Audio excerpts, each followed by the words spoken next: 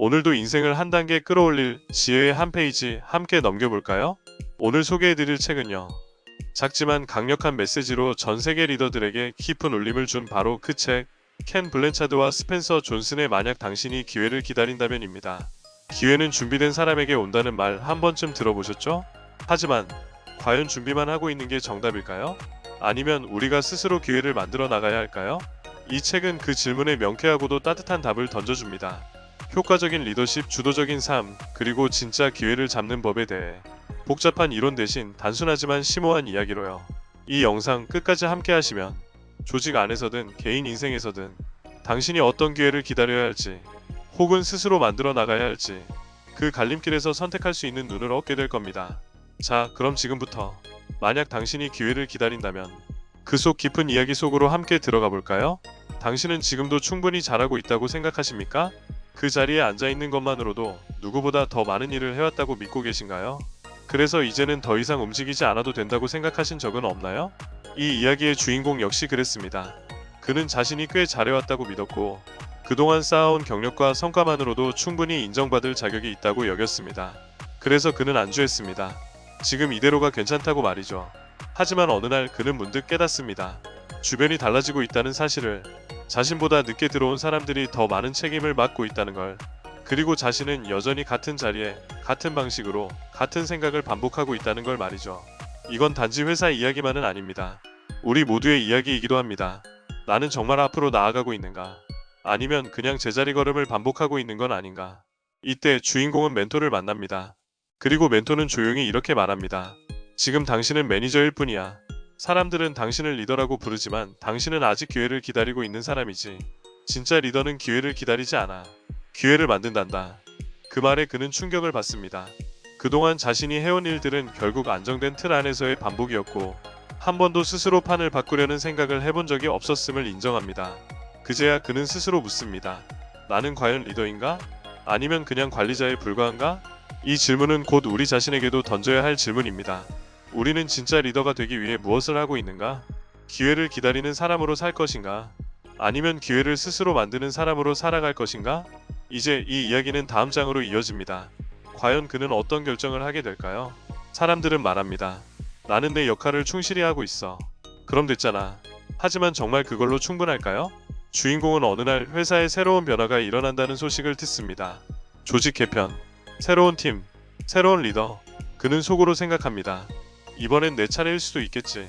하지만 결과는 그렇지 않았습니다. 그 자리는 다른 사람이 차지했습니다. 그보다 경력도 짧고 실적도 비슷한 동료였죠. 그는 혼란스러웠습니다. 왜 나를 선택하지 않았을까? 내가 뭘 잘못한 걸까?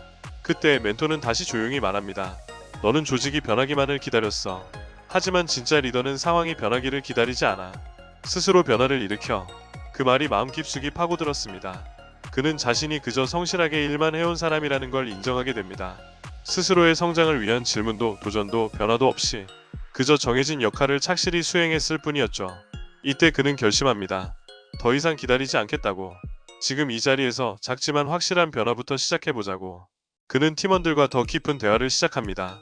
업무 외적인 관심을 갖고 동기를 파악하고 협업의 방식을 다시 설계합니다. 그리고 작은 문제 하나하나에 스스로 책임을 지기 시작합니다.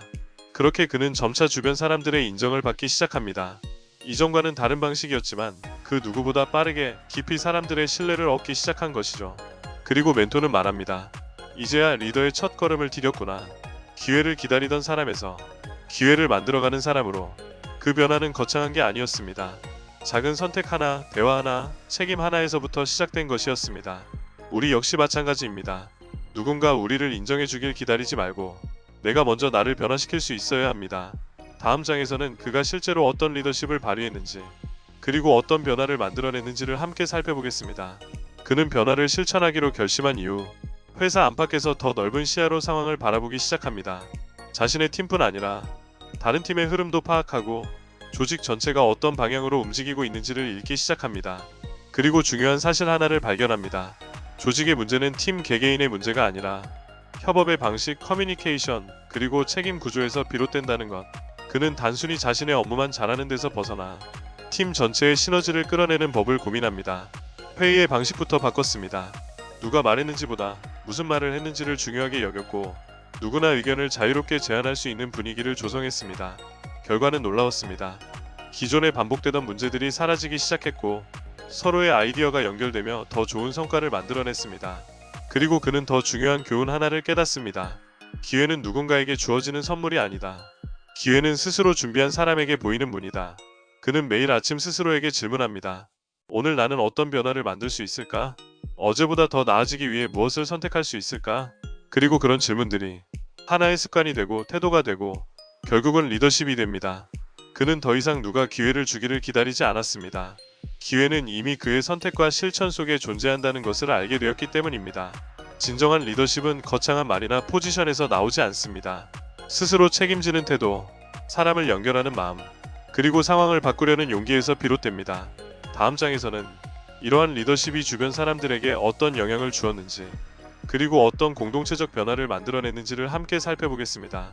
그의 태도는 조용히 그러나 확실하게 주변 사람들에게 전해졌습니다. 누군가는 말없이 그를 지켜봤고 누군가는 조심스럽게 그의 방식에 동참하기 시작했습니다.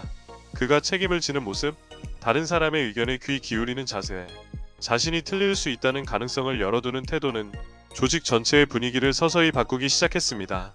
과거엔 서로 책임을 떠넘기던 동료들이 이제는 함께 문제를 해결하기 위해 머리를 맞댔고 소극적으로 일하던 직원들도 자신이 팀에 어떤 가치를 더할 수 있을지 고민하게 되었습니다. 그는 그 변화의 중심에 있었지만 결코 자신이 중심이라고 말하지 않았습니다. 오히려 내가 변할 수 있었던 건 여러분 덕분입니다. 라고 말했습니다. 사람들은 그런 그에게 마음을 열었고 진짜 팀워크가 형성되기 시작했습니다. 그러던 어느 날 그는 또 다른 전환점을 맞이합니다. 회사의 한 프로젝트가 난항에 빠졌고 누군가는 책임을 져야 하는 상황이었습니다. 그는 스스로 그 책임을 안았습니다. 실제로는 그의 책임이 아니었지만 팀 전체를 보호하기 위해 나선 것이었습니다. 그 선택은 쉬운 일이 아니었습니다. 비난도 받았고 오해도 생겼습니다. 하지만 그는 흔들리지 않았습니다. 왜냐하면 그는 알고 있었기 때문입니다. 진짜 리더는 문제가 없을 때 나서는 사람이 아니라 문제가 생겼을 때 그 앞에 서는 사람이라는 것을, 그리고 결국 그의 진심은 사람들에게 전해졌습니다. 시간이 지나면서 그의 선택이 어떤 의미였는지를 모두가 깨닫게 되었고 그를 진심으로 신뢰하게 되었습니다. 리더십이란 사람들을 끌고 가는 것이 아니라 스스로 변화의 방향이 되어 보여주는 것. 기회는 스스로 행동하는 사람에게 온다는 사실을 그는 자신의 삶 전체로 증명해 보이고 있었습니다. 어느덧 시간이 흐르고 그는 조직 내에서 없어서는 안 될 존재가 되었습니다. 하지만 그는 자리에 안주하지 않았습니다. 오히려 끊임없이 자문했습니다. 지금 내가 하는 일이 진짜 나의 가능성을 충분히 끌어내고 있는가? 어느 날 그는 조용히 상사에게 물었습니다. 제가 좀 더 성장할 수 있는 역할이 있다면 기꺼이 도전해보고 싶습니다.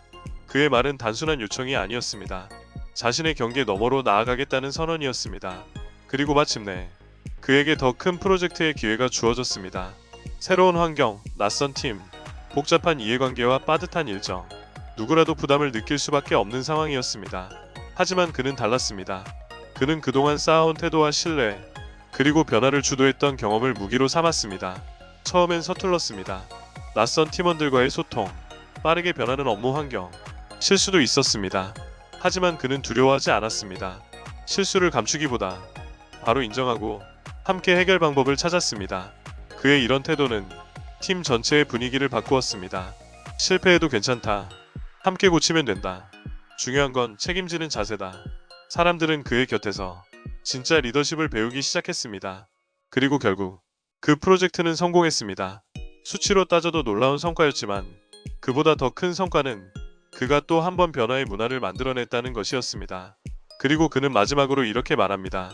기회는 가만히 있는 사람에게 오지 않습니다.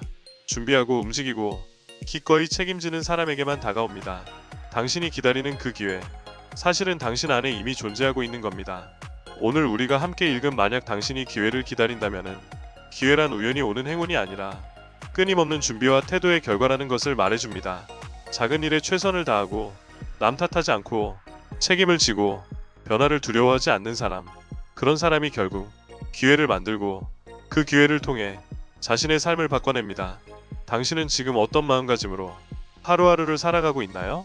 기회를 기다리기만 하는 사람인가요? 아니면 스스로 기회를 만들어가는 사람인가요? 오늘 이 이야기 속 주인공처럼 작은 변화부터 시작해보세요. 지금 이 순간부터 당신의 태도가 달라진다면 당신의 인생 역시 달라질 수 있습니다. 당신 안에 있는 기회의 문을 여는 열쇠. 그것은 언제나 당신의 손 안에 있습니다. 다음 영상에서 더 좋은 책과 함께 다시 만나요. 감사합니다.